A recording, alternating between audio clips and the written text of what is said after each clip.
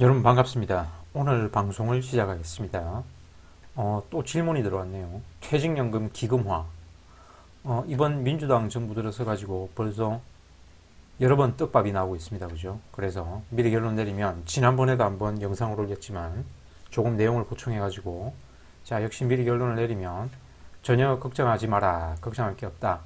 이미 DC형 퇴직연금에서 S&P 나스닥 알아서 잘 운영하고 있던 여러분들은 그냥 그대로 운영하면 됩니다. 퇴직연금 기금화를 하는 이유가 이제 금융투자 문외한인 하위 70% 퇴직연금 가입자들의 2% 수준의 수익률은 퇴직연금 기금화가 이제 도입되면 디폴트 옵션으로 수익률 향상이 기대된다. 그런데 장점만 있는 그런 제도는 없겠죠. 단점으로는 이제 아직까지 뭐 문제가 되고 있지는 않은데 만약에 이제 이렇게 퇴직연금을 기금화하면 정권의 성격에 따라 정권의 유혹에 노출되겠죠. 이 공적인 퇴직연금을 정권의 입맛에 따라 이리저리 예를 들어 뭐 환율 방어를 위해 사용한다든가 혹은 특정 포트폴리오를 표준 포트폴리오로 강제를 한다든가 그런 단점이 있을 수 있겠죠. 예전 포스팅 요 내용에서 약간 이제 오늘 내용을 보충합니다. 위 포스팅에 나오는 이제 국민들의 불안, 사람들의 이제 걱정과 불만이 뭐냐면 나는 지금까지 DC형으로 S&P 인덱스 펀드로 잘 운영하고 있다. 왜 공단이 이런 공단을 만들어 가지고 왜 공단이 자율적으로 관리하는 것을 막고 공단이 내 퇴직금을 운영하려고 하느냐. 그러면 이분은 DC형 S&P로 인덱스 펀드 잘 운영하고 있는 이분은 그대로 그냥 운영하면 됩니다.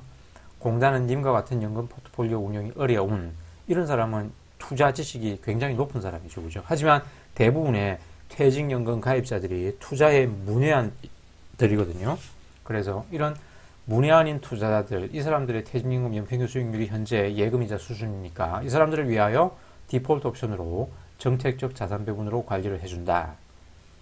아니 가만 놔두면 회사 연봉 상승률만큼 평균 임금이 상승해가지고 퇴직금이 쌓이는데 왜 공단에서 강제적으로 내 개인 재산을 자기들 마음대로 펀드로 운영하려고 하는 것이냐라고 또 불만을 가진 사람들이 있죠. 이런 분들은 DB형 퇴직연금이 있습니다. 그죠? DB형 퇴직연금은 기존의 일시금 퇴직금과 동일합니다. 그리고 또 왜 강제적으로 국민연금처럼 특정 연령에 도달해야만 예를 들어 국민연금은 65세 때 연금 수령을 할 수 있습니다. 그죠? 퇴직연금 개시를 할 수 있게 하는가? 퇴직연금도 60세 넘어서 또는 65세 넘어서 혹은 70세 넘어서 이렇게 개시해야 한다라고 또 규정을 넣을 수도 있지 않은가라고 걱정할지 모르는데 현재 퇴직연금 개시 가능 연령은 55세입니다. 55세. 55세가 되면 회사를 다니든 안 다니든 여러분들이 임의로 여러분의 그 퇴직연금을 개시할 수 있습니다. 퇴직연금을 연금으로 받으면 퇴직소득세를 30% 감면해 주죠. 그죠? 예를 들어 퇴직금 1,000만 원 받았다. IRP 계좌로 받아가지고 퇴직연금으로 받겠다라고 하면 30% 1,000만 원에 뭐 100만 원 세금이 나왔으면 30만 원 세금도 깎아줍니다. 그런데 이 혜택이 싫어서 그냥 나 일시금으로 받고 급여 통장으로 받아가지고 일시금으로 받고 원래 퇴직소득세 정산하면 됩니다. 그리고 일시금으로 받은 퇴직금은 치킨 사업을 하든 해외 관광을 가든 여러분들 마음대로 쓰면 됩니다. 이제 그러면 이거는 지난 콘텐츠고 오늘의 콘텐츠를 이제 렛츠고 해보면 민주당 당정이 이달 퇴직연금 기금화를 발표하겠다라고 했네요. 그죠? 자, 그래서 기금화를 하는 이유가 자, 기금화란 무엇인가? 자, 이거는 직장인 퇴직연금입니다. 여러분들의 그 개인연금 IRP하고는 전혀 무관합니다. 여러분들의 그 개인연금 IRP는 지금 하던 대로 여러분들이 마음대로 운용하면 됩니다. 자, 그래서 현재 한국의 퇴직연금은 DB형이 있고 이거는 그냥 일시금 퇴직금과 거의 똑같다 그랬죠. 그죠? 회사가 책임지고 운영합니다. 그리고 DC형은 이제 여러분이 직접 운영해야 되죠. 운영해야 됩니다. 그죠? 역시 민간사업자, 은행, 보험증권사가 이제 관리를 하는데 여러분들이 직접 운영을 해야 됩니다. 인덱스 펀드로 운영하든 TDF 펀드로 운영하든. 그런데 이제 정부가 검토하는 퇴직연금 기금화는 자, 국민연금처럼 하나의 거대한 공적기금, 그래서 퇴직연금 관리공단을 만든다 그랬잖아요. 그죠? 통합관리하거나 중앙통제형공단을 만들어 운용기준 상품 수수료를 표준화하려는 방향입니다. 특히 상품 수수료 같은 경우에는 지금 민간사업자보다 훨씬 더 저렴해질 수 있습니다. 예를 들어 지금 연금저축보험이 매달 납입하는 보험료의 사업비를 10% 떼가지고, 그죠? 매달 10만원 납입한다 그러면 만원 사업비 떼가고 9만원만 적립합니다. 하지만 이렇게 공적인 퇴직연금관리공단이 생기면 그 수수료가 사업비가 대폭 낮아집니다. 그래서 은행보험정보사 같은 민간사업자가 이렇게 정부 주도형의 퇴직연금관리공단을 반대하는 이유죠. 자기들의 수수료 수입이 날아가니까. 그리고 정부가 기금화를 추진하는 논리적 이유 중에 가장 큰 게 수익률 문제죠. 수익률 문제. 퇴직연금 장기 수익률이 2% 정도예요. 예금이자 수준입니다. 왜 그러냐 하면 대개 예금 보험에 많이 쏠려 있거든요. 여러분 직장도 아마 정권사를 퇴직연금 사업자로 갖고 있는 회사는 별로 없을 겁니다. 아마 60% 이상이 예금 보험이에요. 그래서 적립식 그냥 현금 보관함입니다. 그래서 이제 이렇게 퇴직연금관리공단이 생기면 국민연금처럼 이렇게 정책적 자산 배분을 통해서 장기 수익률이 약 5% 이상은 나오거든요. 적어도. 그리고 수수료 문제. 자, 민간 퇴직연금 사업자 수수료가 굉장히 비싸요.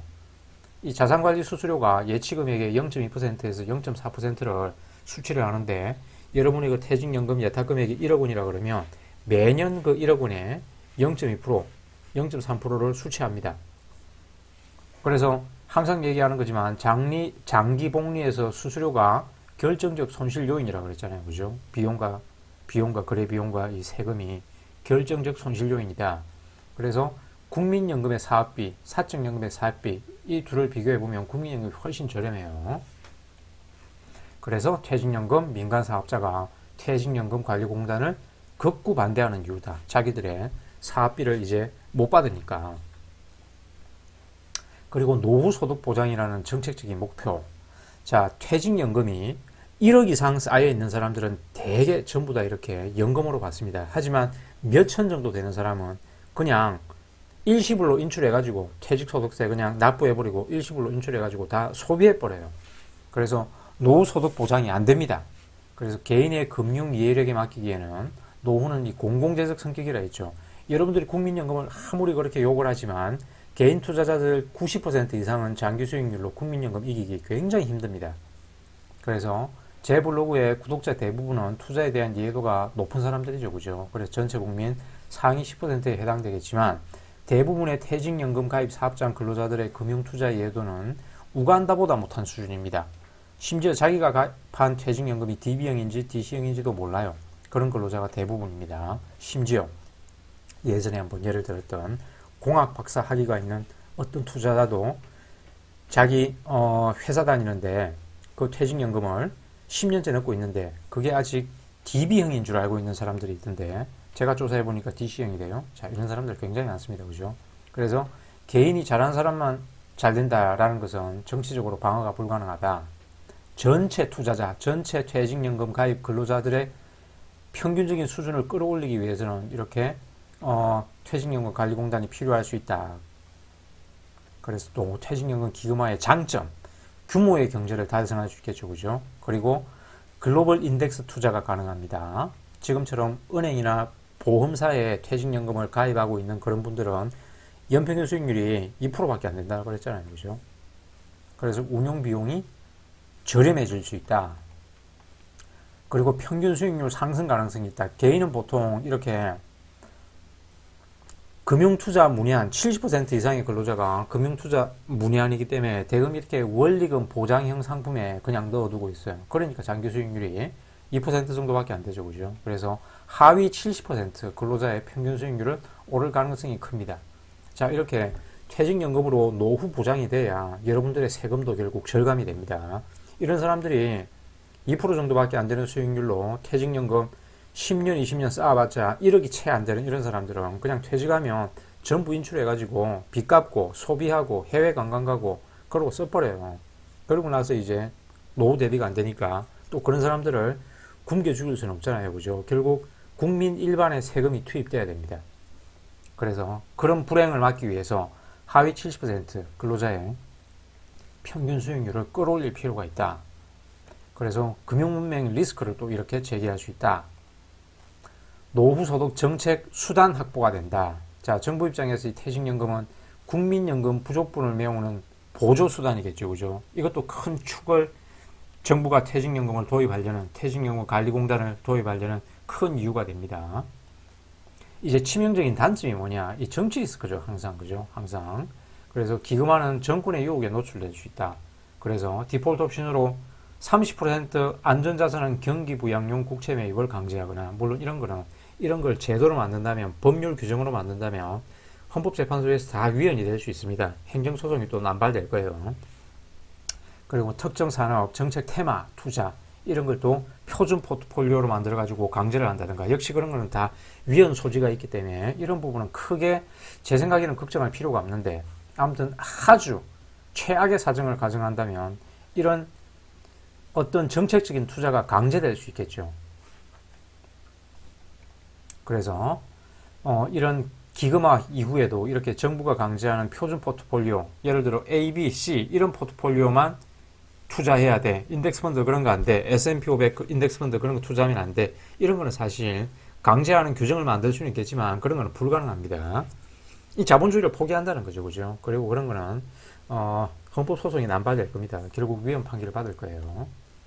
그래서 이렇게 아주 이 정치적인 리스크로 이런 표준 포트폴리오를 강제한다면 여러분과 같이 금융 이해도가 높은 이런 투자자에게는 명백한 손해가 될 수 있겠죠. 그리고 이렇게 퇴직연금관리공단에 또 기금 공단이 생기면 결국 운영의 관료화, 보수화가 또 초래될 수 있겠죠. 그죠? 그래서 공공기금이라는 것은 실패에 대한 책임은 크고, 그러니까 대부분 이 원리금 보장 상품에 넣어두는 거 아닙니까? 그죠?